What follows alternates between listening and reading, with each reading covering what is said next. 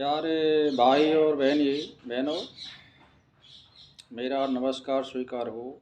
आज की धार्मिक प्रश्नों की श्रृंखला में मैं फिर 241 से लेकर के और 250 तक प्रश्नों का व्याख्यान करूंगा, तो आप ध्यान से सुनिए और चैनल को सब्सक्राइब कर लीजिए, जिससे अगला वीडियो आपको तुरंत मिल जाए। तो देखिए, 241वां प्रश्न है कि ब्रह्म ज्ञान कौन होता है। ब्रह्म ज्ञान कौन को होता है, मतलब ये होता है। तो मनुष्य कार्य रूप जगत के कारण प्रकृति आदि को और देखता है, और सब कुछ जो देखने वाला है, जो जैसे मान के चलिए पेड़ पौधा, पृथ्वी, पत्थर, मनुष्य, पशु पक्षी, ये अपना कार्य कर रही है प्रकृति। यानी जैसे जैसे उसका समय चला जाता है वैसे वैसे उसकी आयु घटती चली जाती है, यानी जर्जर अवस्था में चले जाते हैं सभी। तो ब्रह्म ज्ञान का मतलब क्या है? ब्रह्म ज्ञान का मतलब यही है कि वो धीरे धीरे कोई चीज़ उसमें क्रिया कर रही है, तो ब्रह्म क्रियाशील रहता है, मतलब प्रकृति को क्रियाशील करने के लिए प्रेरित करता है। तो प्रकृति हर वस्तु में, पदार्थ में क्रिया करती रहती है। तो इसका मतलब ये हुआ कि मनुष्य कार्य रूप जगत के कारण प्रकृति की ओर ध्यान दे और समझे, इसका मतलब ये होता है। तो 242वां प्रश्न है, मनुष्य आत्मा को कैसे प्रकाश युक्त करे। मनुष्य अपनी आत्मा को प्रकाश युक्त कैसे करे?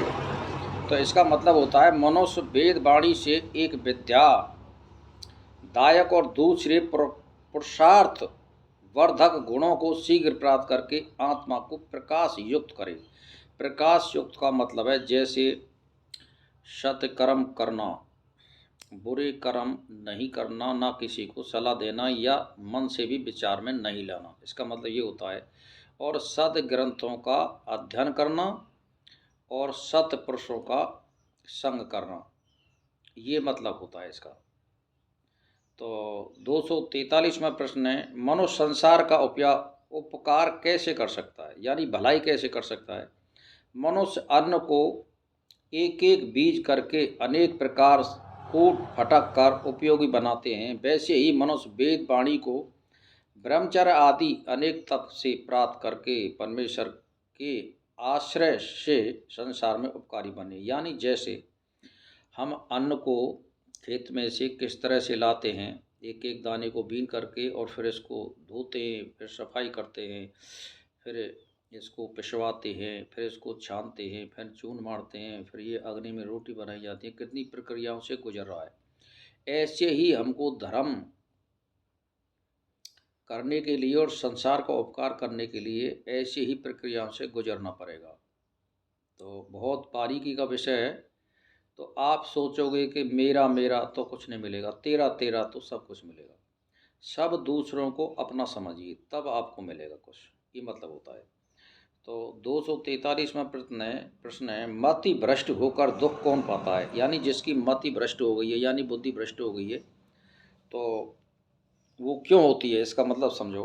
तो जो मनुष्य परमेश्वर की सर्वव्यापक शक्ति में झगड़ा करके हाथ बढ़ाना चाहता है, वह मनुष्य मति भ्रष्ट होकर दुख पाता है। जैसे मान के चलिए, मैं एक उदाहरण दूँ आपको कि परमेश्वर की शक्ति सब सत्ता में व्याप्त है, और मान के चलिए कि वो जोरी और ज़बरदस्ती से उसको अपने अधीन करना चाहता है, तो उसकी मत भ्रष्ट हो जाती है। यानी नियम से करेगा तो सब कुछ हो जाएगा। जैसे मान के चलिए आप सरपंच हो गए और पैसा जनता में खर्च करने के लिए आ रहा है, या एमएलए के लिए आ रहा है, या एमपी के लिए आ रहा है, या मतलब प्रधानमंत्री के लिए आ रहा है, कोई भी चीज़ के लिए आ रहा है, यानी कलेक्टर के लिए आ रहा है, एसडीएम के लिए आ रहा है, इन सब के लिए जनता में पैसा खर्च करने के लिए दिया जाता है। अब आप क्या करोगे कि बहुत से तो ऐसे होते हैं कि आटे में नमक यानी 10% खाते हैं, तो उनका तो काम चल जाएगा। और वो आदमी एकदम 70-80% खाते हैं, तो वो क्या होगा? तो वो प्रकृति की कार्य में बाधा डालना ही है।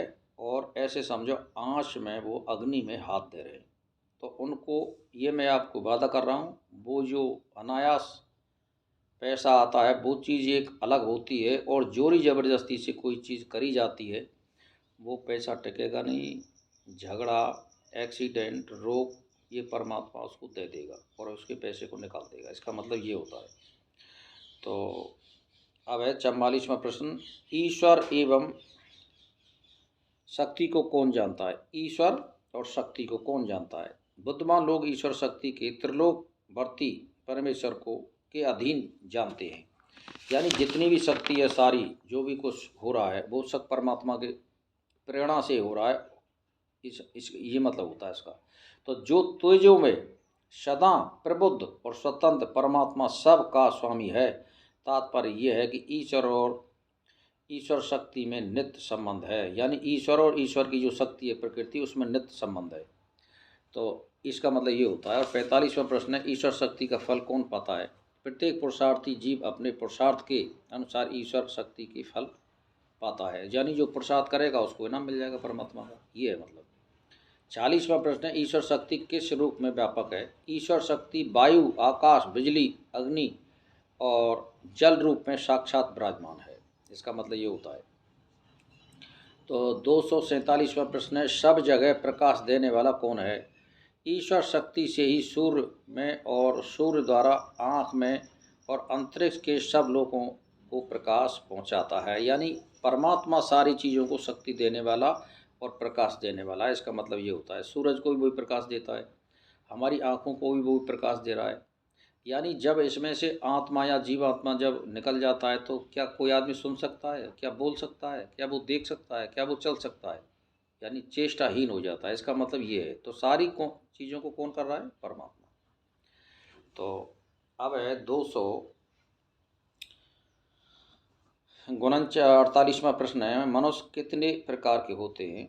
ईश्वर नेम से अनादिकाल से कर्मानुसार मनुष्य 3 प्रकार के होते हैं, उत्तम देव संज्ञक, मध्यम देव प्रतिसंज्ञक और तीसरे निकृष्ट मतर्य संज्ञक।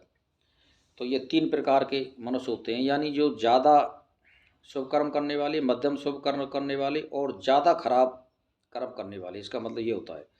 तो 249वां प्रश्न है, पुण्यात्माओं के साथ आनंद कौन पाता है? जो मनुष्य वैदिक ज्ञान से शुद्ध आचरण वाले होकर संसार में प्रवेश करते हैं वो पुण्यात्मा के साथ आनंद पाते हैं। जैसे मान के चलिए आप किसी बढ़िया महात्मा, साधु संगत या सज्जन पुरुष के साथ रह रहे हैं तो वो जो ज्ञान प्राप्त करेगा, तो अगर उससे पूछोगे तो वो आपको ज्ञान मिल जाएगा। यानी तुम कुछ मेहनत भी नहीं कर रहे हो और तुमको वो ज्ञान मिल जाएगा। तो इसका फ़ायदा ये होता है कि वो आनंद पा रहा है तो आप भी आनंद पाओगे फिर। तो 250वां प्रश्न है, ओम का साक्षात्कार कौन कर सकता है? जो मनुष्य तपस्वी, दृढ़ विश्वासी और विवेकी होकर अपना जीवन सुधारते हैं वे ही सर्वरक्षक हैं। ओम परमात्मा को पाते अर्थात उसी की आज्ञा का पालन कर संसार का सुधार करते हैं। तो ये ओम की तपस्या बहुत ही कठिन है और इसमें तांगे का घोड़ा बनना पड़ता है, आगे पीछे कुछ नहीं देखना पड़ता है और इसका साक्षात्कार हो जाता है। ऐसी कोई बात नहीं है। तो मेरा तो भाई और बहनों से यही बात है। आज के टॉपिक के साथ धार्मिक प्रश्नों की श्रृंखला में आज मैं विराम देता हूँ। नमस्कार।